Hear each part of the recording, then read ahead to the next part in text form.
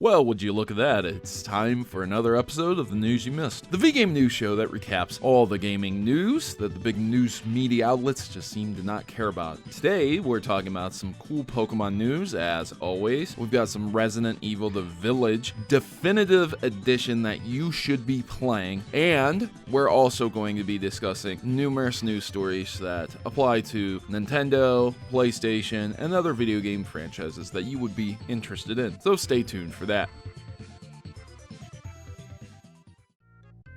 I want to begin the episode by shilling my other channel, Poke Stuff. I've been posting a lot of Pokemon theories, and I keep the channel updated with Pokemon memes, and that's pretty much the spot where all my Pokemon stuff goes now. If you've returned to this channel and you're just curious where my Pokemon stuff went, there it be. So check the link in the description below and get caught up with Pokemon theories. So I want to start with Pokemon news, and in a 2009 interview, Masuda talked about how kids that were around 12 or younger get really excited when they find out that he's a Pokemon developer, he works with Pokemon, but kids who are older than 12 really don't like it. They get embarrassed and run away. So there's that. Ever since I was a kid growing up and transitioning into middle and high school, I definitely can agree with that statement. I want to move on. In 2018, Ken Sugimori was asked if there'd ever be more evolutions someday, and he lulled at the idea of a bug-type evolution, so Buggion probably not going to happen. I find that ironic because Pokemon did start off with the inspiration of bug collecting. Nevertheless, I do think Buggion would be a weird evolution. And bugs just creep me out personally. How do you feel about it? Let me know in the comments down below. There was a translation that was slightly changed, as with Japan to America, a lot of things get changed in the localization. So there's a hiker that you talk to when you leave Dark Cave in Gen 1, and he talks about how he has hay fever and that's why he's laughing. But actually, in the Japanese version, it says he ate some magic mushrooms, so he's a little a little loopy, huh? That's really funny. In the post-90s, the peak of the anti-drug war was at hand. I mean, every arcade cabinet said winners don't use drugs before you played the game. Like, man, wow, right? I also want to talk about some Gen 1 mechanics, and so there was a mechanic that was ignored for around 18 years, but that's not necessarily true because I thought that was just common knowledge. So basically, the mechanic works is if you have a Pokemon with a certain type of move that is the same type as your Pokemon, they cannot get affected by a status move with the same type. The example cited here is that normal types would be immune to Body Slam because it's a normal type move. So it's really strange how this Gen 1 glitch came to be. Obviously, Gen 1 glitches be glitching, right? But basically, the idea is that if you're the same type being attacked by a similar move, for example, Flamethrower, you wouldn't have a fire type be burned, you wouldn't have an ice type be frozen, you wouldn't have an electric type be paralyzed through an electric attack. And so some of that stuff has retained over the years, the fire type immunities and the electric type immunities, and things change over generations, but I thought this was pretty interesting. So if you didn't know that, go ahead and try and play through Gen 1 again and see it for yourself in action. So are you guys tired of Nintendo not porting your favorite games? Tired of not seeing Mother 3 being translated and Metroid games not being created? Well, you guys can learn to do it yourself with the Game Builder Garage. This is Nintendo's version of learning how to code.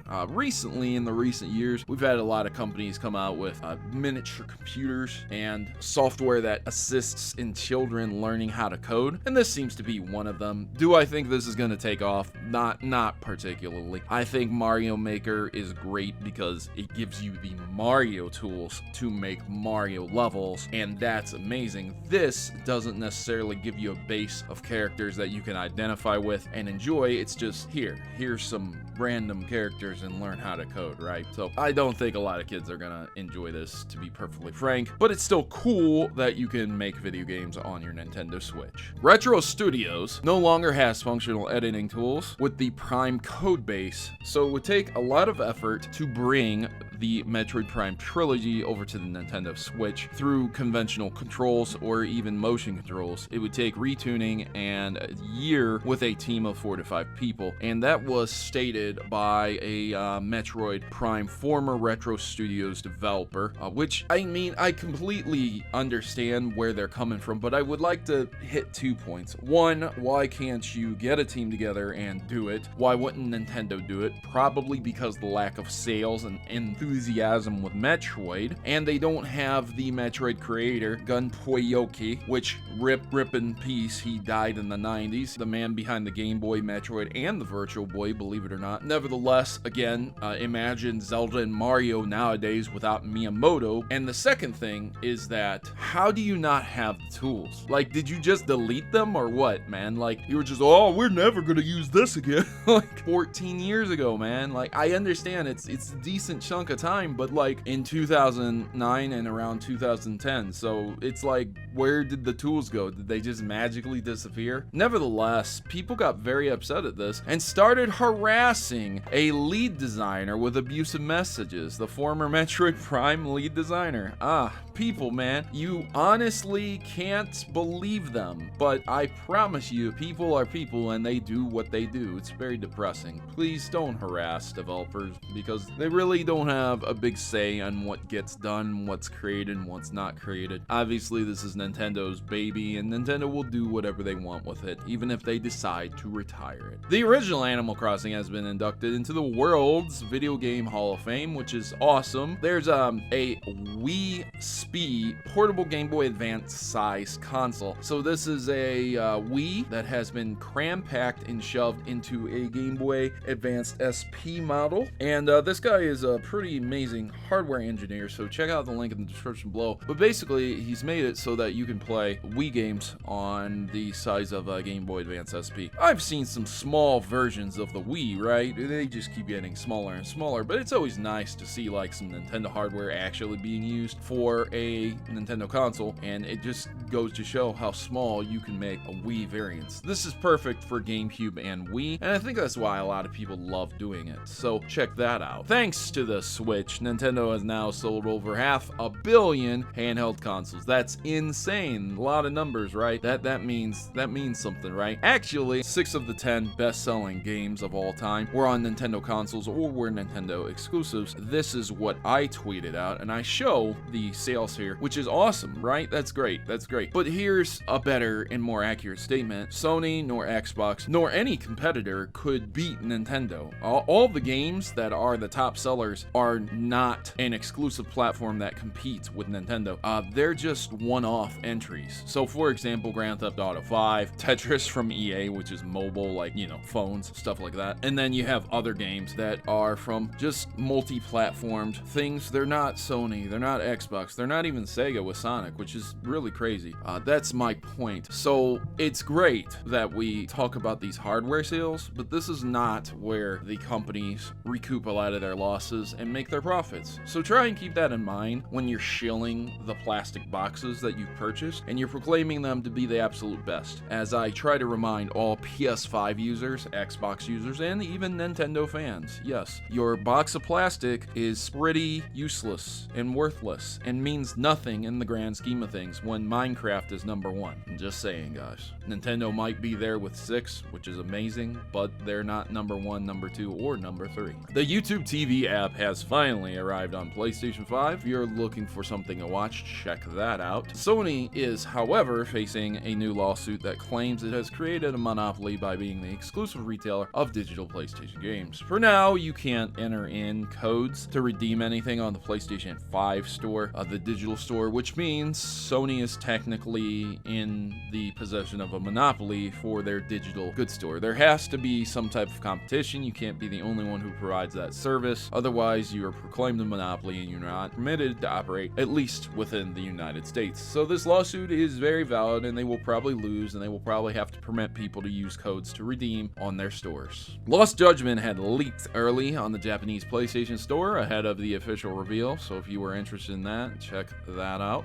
The Witcher 3's PlayStation 5 and Xbox Series X next-gen upgrade will be implementing fan-made mods like the Witcher 3 HD rework project when it launches later this year, so that's really cool. I really appreciate when mods are permitted. Mass Effect Legendary Edition will run at 60 FPS on the PlayStation 5 and 120 FPS on the Xbox Series X. So check out full performance details, but there you have it. I mean, it's just gonna be more fluid and smoother on the Xbox Series X. I always say 60 FPS is what you need, consistent, and that's it.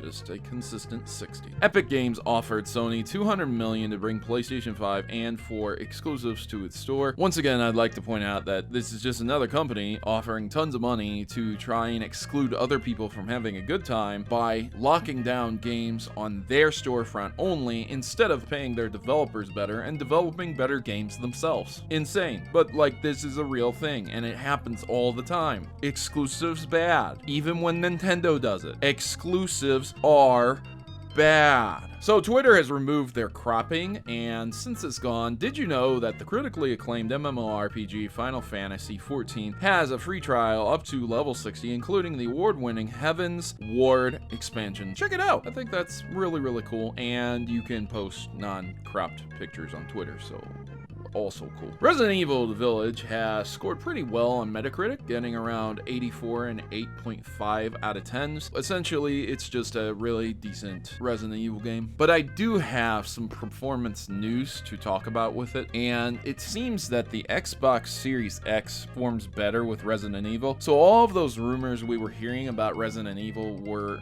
somewhat true, but also somewhat a lie. So it just means that when you have ray tracing enabled on the game looks prettier. However, it tanks really badly when there's a lot of action going on and there's particles being thrown about. However, again, the Xbox does better with this, maintaining a higher frame rate and a more solid experience for the user. But PlayStation 5 users get almost the same experience. We're talking about a 5 to 10 frame difference. The point being, the Xbox Series X is better. Now, if you're playing the Xbox Series S, my God, you're going to need to turn off ray tracing because, it's really bad. It can't even keep up 30 frames at times. And you guys know me, if I like 60, then 30 is just not doing it for me. If you want the full specs and how it works, check the link in the description below. But long story short, if you have a PS5 or an Xbox Series X, you're gonna have a good time and the best time on the Series X. So I wanted to end on this. Saturday Night Live once again showing its age and being extremely cringy and out of touch with people who are younger, showing a skit where they had Nintendo characters in a courtroom, you know, Mario, Luigi, Wario, and at one point in time there was a picture of a censored Luigi with his penis out. And again, if you want to parody something, that's fine. You're protected under the freedoms of America for parodying. But man, the cringe was real with this episode. And there's a difference between being a syndicated television series and a YouTuber who's just poking a little bit of fun at Nintendo. It's pretty disgusting. I don't know who wants to look at stuff like that, but yeah, that ain't the one, Chief. At least not for me. So, as always, I just wanted to thank everyone who supports me on Patreon for these news shows. It's a great hobby. It's something I do for absolutely free. If you'd like to donate $1 over on Patreon, you can do so and get these videos a day early. And you're supporting a great cause, non-censored news. Even if it's just video game oriented, it's still important to not be censored. If you guys enjoyed the video, make sure to like it with a thumbs up, subscribe if you're an active viewer, and comment down below what story spoke to you most. You let me know how I'm doing, and I will see you guys in the next episode. As always, good gaming, God bless, and thanks for watching.